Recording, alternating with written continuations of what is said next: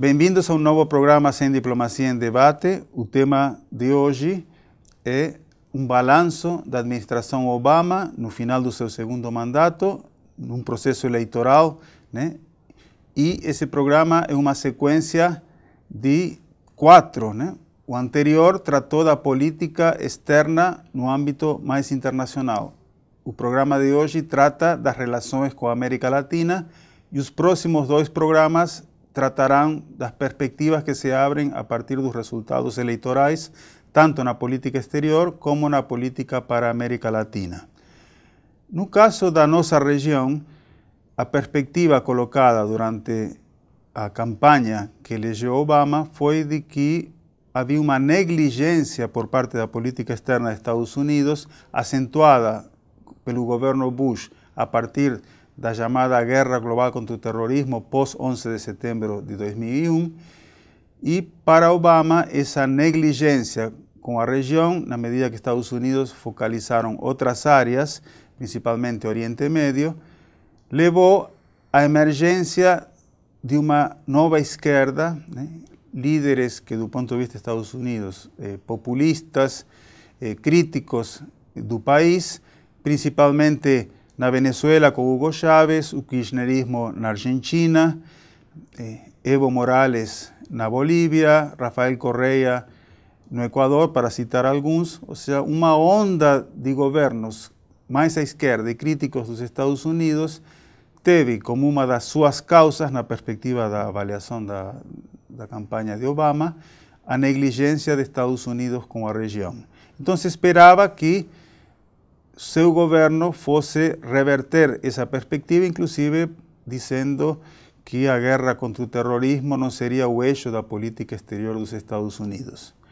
Bom, o que se viu a partir do primeiro mandato é que, embora houvesse uma postura muito mais aberta do que o antecessor com relação a Cuba, com relação aos governos de uma onda mais à esquerda, uma postura menos intervencionista da que teve o governo Bush, a chamada negligência com a América Latina permaneceu. Isso se manifesta principalmente nos orçamentos do Departamento de Estado para a região, ou seja, o conjunto da região recebe anualmente menos do que o Estado de Israel individualmente. E dentro da região, as prioridades são as mesmas do governo Bush: México, Colômbia e, posteriormente, a região do Caribe, a região da América Central, que concentram praticamente 50% dos recursos do que Estados Unidos destinam à América Latina. Por que a prioridade do México, Colômbia, América Central e Caribe? Principalmente os temas de segurança que Estados Unidos priorizam, o narcotráfico, né? Regiões que são próximas da sua fronteira, né? E que geram programas milionários de colaboração com as forças armadas e as forças de segurança desses países, tendo como eixo esse tipo de política. No segundo mandato, se vê uma distensão um pouco maior e começa a se colocar mais nitidamente uma estratégia da administração Obama para a América Latina, que é de aproximação com desafetos, mas que tem uma postura pragmática, que é o caso de Cuba, um abandono formal da doutrina Monroe, né? Foi anunciado pelo secretário John Kerry. Estados Unidos já não se consideram guardiões da nossa região, e, ao mesmo tempo, uma visão pragmática e não ideológica. Ou seja, nós lidamos com governos independentemente da sua ideologia, desde que eles estejam dispostos a colaborar com os Estados Unidos. No final do mandato de Obama, esse cenário regional tende a ser mais favorável, justamente porque na Venezuela, tido como o principal adversário dos Estados Unidos na região, passa por uma grande crise, e nas eleições de 2015 a oposição chega à maioria no Congresso. No caso da Argentina, onde tinha o governo Kirchner, que tanto Néstor como Cristina Kirchner tinha uma postura não bolivariana, mas uma postura mais equidistante e crítica dos Estados Unidos. Cristina termina seu mandato e seu sucessor não consegue ser eleito e é vencedor Maurício Macri, que é um notório aliado dos Estados Unidos. E no caso do Brasil, outro grande sustentáculo de políticas mais autônomas na região, o Partido dos Trabalhadores, no caso a presidenta Dilma Rousseff, sofre impeachment e o seu vice, que é de um partido mais conservador, chega ao poder. Então, Obama termina seu mandato com um cenário regional muito mais favorável e justamente para discutir um pouco essa trajetória, né, do que foi a política de Obama para a região, mas com foco em alguns lugares específicos, porque a região é muito diversa e ampla, nós vamos aqui com dois convidados, né? Com Marcela Franzoni, que é do mestrado em Relações Internacionais da Unesp, Unicamp e PUC São Paulo, Santiago Dantas, onde ela trabalha, faz pesquisa e é especialista no México. Ela vai trazer um pouco essa visão desde os Estados Unidos com relação ao México e seu entorno subregional, América Central e Caribe. Matheus Oliveira, que é mestre pelo programa Santiago Dantas em Relações Internacionais e especialista em Argentina, ele vai trazer a perspectiva com relação à Argentina especificamente, mas também pensando no entorno subregional do país. Na próxima sessão, então, nós passamos a palavra para os convidados e aguardamos um intervalo agora. Obrigado.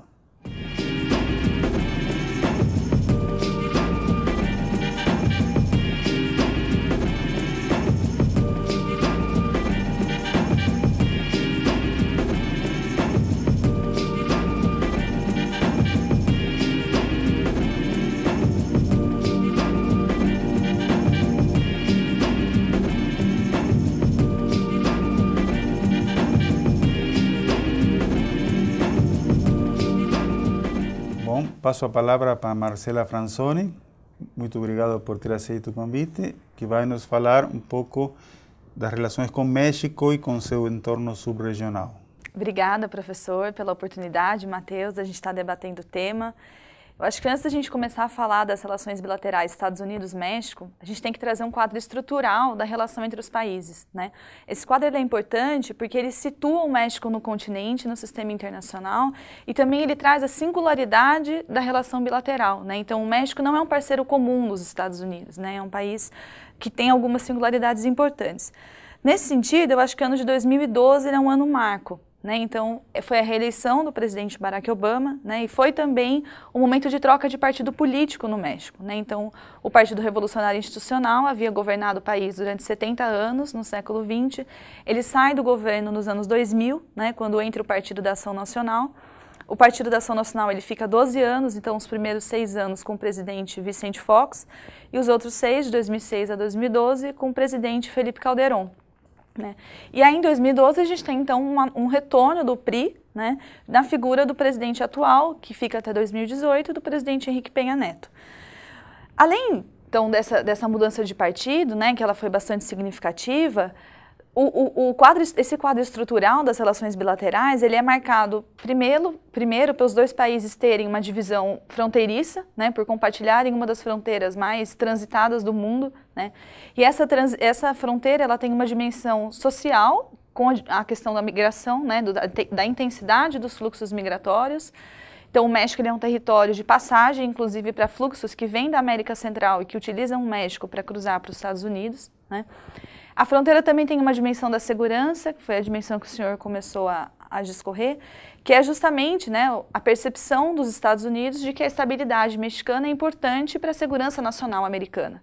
Né? Então, a dinâmica interna mexicana ela é importante nesse sentido, né? Ou seja, garantir essa estabilidade doméstica. E, por último, a dimensão econômica, né? Então, nos anos 80, a gente teve uma inflexão na política externa mexicana, uma associação com os Estados Unidos, que formalizou o Tratado de Livre Comércio da América do Norte, em 92, e também formalizou a dependência mexicana em relação aos Estados Unidos, né? O comércio já era bastante intenso, mas a partir desse momento a gente teve, de fato, os Estados Unidos se configurou, se institucionalizou como o principal parceiro comercial do México. E já entrando um pouco nas relações bilaterais, então, né, uma das propostas, né, do Barack Obama era justamente o estabelecimento de uma política migratória, né? Isso é uma demanda histórica na política externa mexicana, então ocupa uma posição central, é uma demanda do México em relação aos Estados Unidos, ou como a gente sabe, isso não avançou, né? O que é interessante notar é que no Plano Nacional de Desenvolvimento do México, do presidente atual, de 2013 a 2018, não consta como objetivo explícito, né, o estabelecimento e a formalização de uma política migratória quando há destaque para as relações com a América do Norte. Em outros momentos, isso era muito claro, isso estava muito claro, né? Alguns autores dizem, inclusive, que o México deixou de insistir numa política migratória com os Estados Unidos, né? Então, houve uma desilusão, uma frustração na relação bilateral justamente nesse âmbito, né? Outra questão também que é bastante demandada é o desenvolvimento compartilhado, né? Então, a possibilidade de que o desenvolvimento econômico dos dois países seja considerado em conjunto, né? Então, de que os países estão muito interdependentes, a ideia é de se pensar uma perspectiva de longo prazo, né? Também é uma demanda do México nesse sentido. Então, um outro aspecto importante, que teve reflexos no Brasil também, foi que em 2013 o presidente mexicano Henrique Peña Neto a Agência Nacional de Segurança, né, houve denúncias de que ela havia espionado o então presidente mexicano, assim como fizera com a presidente Dilma Rousseff, né. No caso do Brasil, isso levou a presidente Dilma, na época, né, cancelou a visita oficial que faria aos Estados Unidos. Isso não ocorreu no caso mexicano, mas de fato expôs então a preocupação dos Estados Unidos com relação ao México, né, ou seja, essa percepção de fato do México como um elemento para a segurança nacional dos Estados Unidos. E depois eu acho que dois elementos importantes, dois processos importantes que vieram mais recentemente, né, foi a entrada do México nas negociações da parceria Transpacífico. O México não era um ator inicialmente incorporado, né, os Estados Unidos ele entrou nas negociações em 2008, o México ele entrou em 2012 com o Canadá, né. E aí o acordo chegou, né, de fato chegou a um acordo. Eu acho que a gente pode depreender dois processos disso, né. Primeiro, o interesse do México em participar dos grandes projetos estratégicos dos Estados Unidos, e segundo, o interesse direto do México em conter a China, né, então no sentido de que o México é de fato afetado pela ascensão econômica chinesa, né. E aí um último elemento importante foi o anúncio recente do presidente Henrique Peña Neto que ele gostaria de participar das negociações da parceria transatlântica, né? Então, não se sabe ainda como isso vai se desenrolar, né? Se de fato o México vai se tornar um ator, mas há um interesse mexicano, então, que tá posto. Muito obrigado, Marcela. Agora eu passo a palavra para Matheus para discorrer sobre o lado do Cone Sul, né? Obrigado, professor. É um prazer vir novamente ao Sem Diplomacia, debater com a colega. E, de fato, quando a gente pega agora o início do governo Maurício Macri, uma das maiores expectativas de mudança que ele fosse realizar era justamente no âmbito da política externa. E dentro desse espaço da política externa, uma modificação na qualidade das relações com os Estados Unidos era muito esperada. Então, eu acho que, em primeiro lugar, é importante entender por que era esperado que se fizesse essa mudança. Nos anos 90, a Argentina tem um modelo de política externa que pregava as relações preferenciais com os Estados Unidos, o alinhamento aos Estados Unidos, que ficou famoso na expressão relações carnais, que foi dita pelo então ministro das Relações Exteriores, Guido de Tella. Só que depois da crise de 2001, quer dizer, quando ocorre a erosão definitiva do modelo neoliberal na Argentina naquele momento, houve uma grande desilusão, um senso de que esse modelo de política externa adotado nos anos 90 havia sido fracassado, entre outros motivos, porque no contexto da crise de 2001, o apoio que se esperava dos Estados Unidos não ocorreu. Então, quando o ex-presidente Néstor Kirchner chega ao poder, em maio de 2003, já existia uma certa refração aos Estados Unidos dentro da Argentina, e à medida que os governos kirchneristas vão avançando no tempo, essa percepção, essa posição vai se consolidando. Então, um momento muito significativo ocorreu em 2005, na Cúpula das Américas, na cidade de Mar del Plata, quando o então presidente Kirchner, diretamente falando ao presidente Bush, criticou as políticas do consenso de Washington e os impactos na América Latina. E, posteriormente, a sua sucessora, a esposa Cristina Fernandes, também foi adotando um tom crescentemente crítico aos Estados Unidos, ao unilateralismo, ao militarismo, e à medida então que o tempo foi passando, essas relações foram de fato esfriando-se um pouco. Para isso colaborou também uma crescente aproximação da Argentina com países que os Estados Unidos identificam como sendo de reputação duvidosa, por assim dizer, países como Venezuela e como o Irã, a Bolívia também do Evo Morales, dentro desse contexto de modificação da conjuntura política regional. E recentemente, por exemplo, o presidente Obama deu uma entrevista na qual ele afirmou, entre outras coisas, que tinha uma relação de respeito com o governo da Argentina, mas que as políticas dos governos kirchneristas eram sistematicamente anti-estadunidenses, elas eram sistematicamente contra os Estados Unidos. E além disso, já agora na reta final do mandato da presidente Cristina Fernandes, houve também a questão envolvendo os chamados fundos abutres, quer dizer, os possuidores de bônus da dívida externa dos Estados Unidos que não aceitaram participar das negociações de reestruturação da dívida externa que foram feitas em 2005, 2007 e 2010 e que estavam reclamando, então, o pagamento desses fundos ao governo argentino.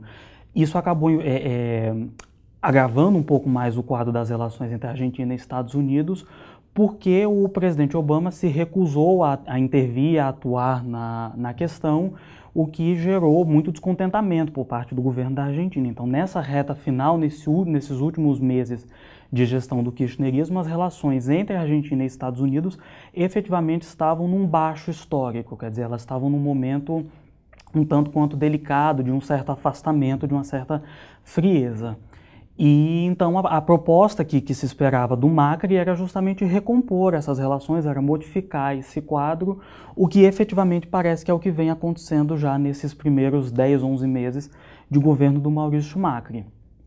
Ele já recebeu a visita do presidente Obama, foi a primeira visita de um presidente dos Estados Unidos, visita bilateral à Argentina desde o final dos anos 90, e foi uma visita muito celebrada, muito comemorada pelo governo da Argentina, inclusive como um símbolo de que o país estaria retornando ao mundo, quer dizer, estaria rompendo o isolamento que, eles argumentam, marcou a política externa dos governos kirchneristas, que foi um legado da política externa dos governos kirchneristas, teria sido deixar a Argentina isolada do mundo, e eles estariam então rompendo com esse isolamento na medida em que retomavam a aproximação com países tradicionais do círculo de relacionamentos externos da Argentina, como os Estados Unidos, França, Espanha, Itália, entre outros.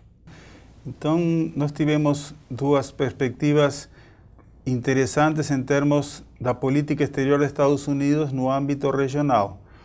Que é a prioridade histórica dos Estados Unidos, que é o México, que não é de Obama, sino já vem pela proximidade dos dois países e, como muito bem colocou Marcela, o tema do NAFTA, né, que já vem dos anos 90, na época do Clinton. Então, a questão migratória como elemento importante que ainda não está resolvido. E, por outro lado, o tema da segurança e o tema da inserção regional no âmbito dos acordos que Estados Unidos está vendo no âmbito do Pacífico, do Atlântico, e como o México pode ser ou não um ator. E no caso da Argentina, como bem colocou Mateus, né, uma política exterior bastante errática do país, que na época de Carlos Menem, nos anos 90, tinha uma posição de alinhamento muito forte com Estados Unidos. A partir da crise no governo de la Rúa, se passa a uma postura inicialmente não de ruptura, mas de estranhamento. E na Cúpula das Américas de 2005, em que Néstor Kirchner, Luiz Inácio Lula da Silva e Hugo Chávez tiveram um protagonismo fundamental naquilo que se considerou o enterro da ALCA na prática, né? Não formalmente, que era a área de livre comércio das Américas proposta desde o governo Clinton. E esse foi um momento muito trágico, considerado grave pela diplomacia estadunidense, pela situação de isolamento que passou o seu presidente. E acompanhou Obama ao longo do seu mandato nas cúpulas das Américas, de Trinidad e Tobago, na cúpula de Cartagena de Índias e na de Panamá, em que finalmente consegue marcar uma aproximação a partir da integração de Cuba ao hemisfério. Então, nessa segunda parte em que cada um vai colocar sua posição ou fazer uma análise sobre o contexto não só do México e da Argentina, mas também um pouco subregional, passo a palavra novamente para Marcela.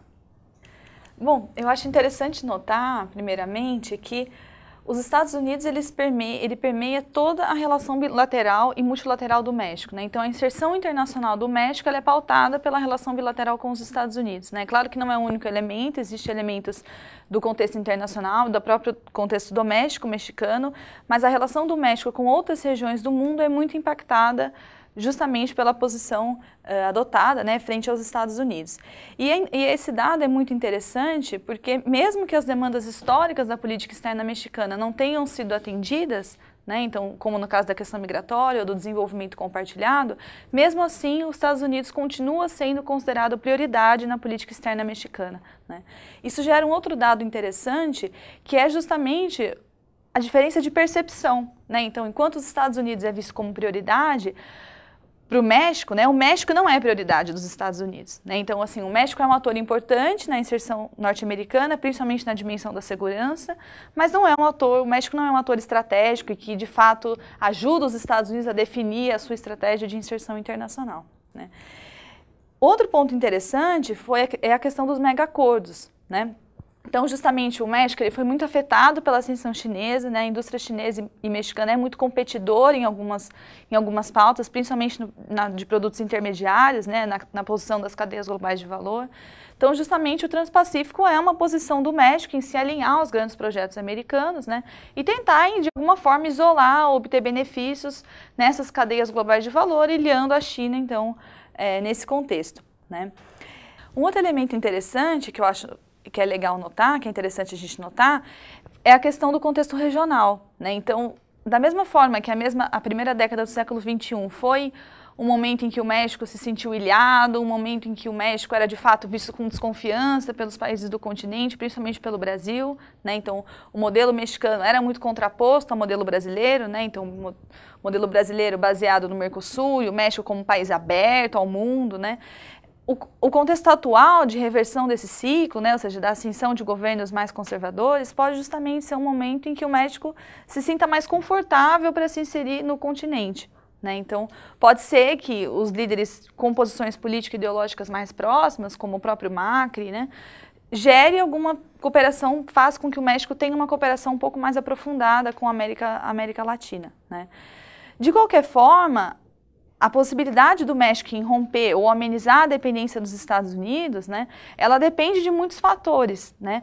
E eu não vejo na política atual do governo Henrique Peña Neto a dependência como uma grande preocupação da política externa, né? Eu acho que sim, existe a percepção da dependência, mas ela varia em alguns momentos, né? Ela é mais grave ou menos grave em alguns outros momentos. Então, eu acho que a aposta do México vai continuar sendo nos Estados Unidos.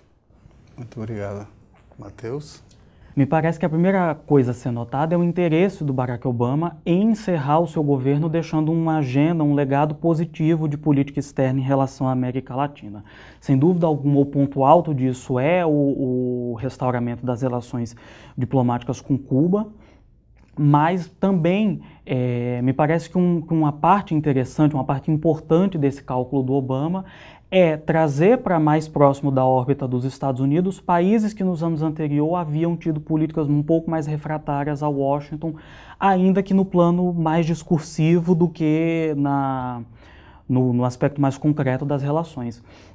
Então, nesse sentido, a Argentina adquire uma importância, quer dizer, foi um dos países mais críticos aos Estados Unidos nos últimos anos, e essa reaproximação no final do governo Obama tende a ficar como uma espécie de legado positivo, quer dizer, estamos recuperando um parceiro que já foi muito importante nos anos 90 e que agora pode retomar essa posição mais relevante dentro do arco das relações exteriores dos Estados Unidos com a América Latina. Além disso, e aí já num aspecto um pouco mais subregional, eu acho que a recuperação, a melhoria das relações com a Argentina tem um aspecto chave na forma como os Estados Unidos se inserem no Cone Sul, sobretudo em relação à Tríplice Fronteira. E aqui, fazendo um pequeno adendo, me parece que do lado argentino, do lado do governo Macri, o principal interesse é que os Estados Unidos funcionem como uma espécie de avalista da política econômica que vem desenvolvendo o governo para buscar, então, a recuperação econômica do país. Então, nesse sentido, o que me parece, nesse momento, um pouco mais digno de nota, que precisa ser observado com mais atenção, é a conjunção desses fatores, o fator do interesse estratégico dos Estados Unidos no Cone Sul com o interesse argentino de obter aval, de obter apoio de Wall Street, do governo dos Estados Unidos para a sua política econômica.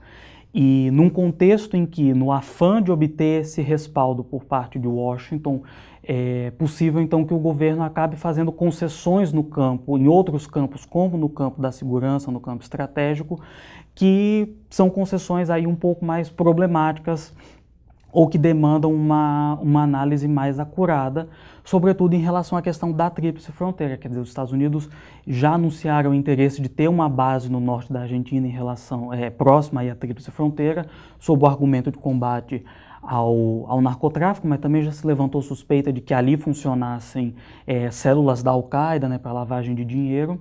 Então, eu acho que essa é uma questão que precisa ser observada daqui em diante, quer dizer, em que medida os interesses de apoio e respaldo econômico do novo governo da Argentina podem levar a outros tipos de concessão e uma maior abertura à penetração dos Estados Unidos na sub-região, sobretudo no campo aí da segurança.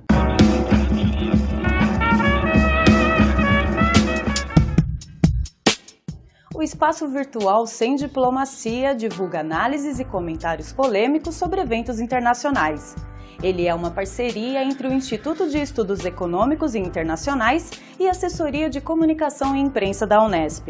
Suas fontes de referência são jornais, revistas, blogs, sites especializados, ONGs e outros meios em que o posicionamento dispensa o consenso da opinião pública. Ele debate a conjuntura internacional a partir de visões dos grandes meios jornalísticos, justamente porque vão direto ao ponto, sem rodeios, sem diplomacia. Seus artigos levam o mesmo título da fonte de origem, acompanhado de uma síntese explicativa sobre seu conteúdo e o link para acesso à versão completa. As análises da equipe do Sem Diplomacia ou de colaboradores externos são publicadas nas seções Opinião e Podcast. Os programas de debate discutem em cada edição as diferentes opiniões da conjuntura internacional. Seus videocasts trazem as análises da equipe sobre fatos de relevância internacional. Acesse o site www.unesp.br/semdiplomacia. E fazendo um balanço geral, pensando o governo Obama e a América Latina, como colocamos no início e a partir das falas dos nossos colegas, podemos dizer que Obama termina seu mandato com uma situação regional muito mais confortável. Agora, em que medida isso é produto das suas políticas ou é uma coincidência? Podemos dividir em duas partes. A mudança política na Argentina, a mudança política no Brasil. A situação na Venezuela não são créditos do governo Obama. Podemos sim afirmar que, quando chegou ao poder, havia o que se dizia uma onda rosa na América Latina, com vários governos com posturas ou críticas ou autônomas com relação à política exterior dos Estados Unidos. Hoje esse quadro mudou, e se pegarmos os países mais importantes do ponto de vista econômico e de influência na região, começando por Argentina, Brasil, Colômbia e México, nós temos 4 governos próximos dos Estados Unidos. Mas isso não foi uma vitória de Obama, é uma coincidência que se dá no final do seu mandato. Uma política importante de Obama, sim, foi a reaproximação com Cuba. Lembremos que aí houve uma pressão da região, nas cúpulas das Américas, de Trinidad e Tobago e de Cartagena de Índias, os governos latino-americanos, independentemente do signo político, disseram que, especialmente naquela que foi dirigida pelo presidente Santos da Colômbia, que essa seria a última sem Cuba, né? Lembremos que Cuba foi colocada fora desse encontro periódico de presidentes da região pelo governo Clinton quando inaugurou as cúpulas das Américas. Bom, em Panamá se encontraram novamente Obama e Raúl Castro e essa situação se normalizou. Aí é uma vitória de Obama, uma política levada adiante de forma consciente, estratégica, mas também houve uma resposta à pressão e isolamento que Estados Unidos tinham na região. E no caso da Colômbia, temos o processo de paz, em que, se analisarmos a vitória militar conseguida a partir do governo Uribe, em que Santos era seu ministro de Segurança, que enfraqueceu as Farc e permitiu, com o governo de Santos, iniciar um processo de negociações, aí sim a ajuda de Estados Unidos, os programas que nós colocamos no início, em termos de cooperação militar, desde o Plano Colômbia, a Iniciativa Andina Antidrogas e depois os convênios assinados por Bush e Obama, contribuíram para fortalecer a capacidade das Forças Armadas colombianas para lutar contra a guerrilha e forçou um processo de paz que, claro, devemos evitar as partes que negociam, mas aí também, do ponto de vista do governo Obama, se pode estabelecer algum crédito, né? Mas, independentemente se foi obra de uma coincidência de fatos ou da política de Obama, o próximo presidente dos Estados Unidos vai dar uma região politicamente mais convergente com os Estados Unidos pela primeira vez em muitos anos, né? Desde o governo Bush, que teve 2 mandatos, e os 2 mandatos de Obama. Então, a situação dos Estados Unidos ficou mais confortável na região. Agradeço aos colegas e até o próximo programa.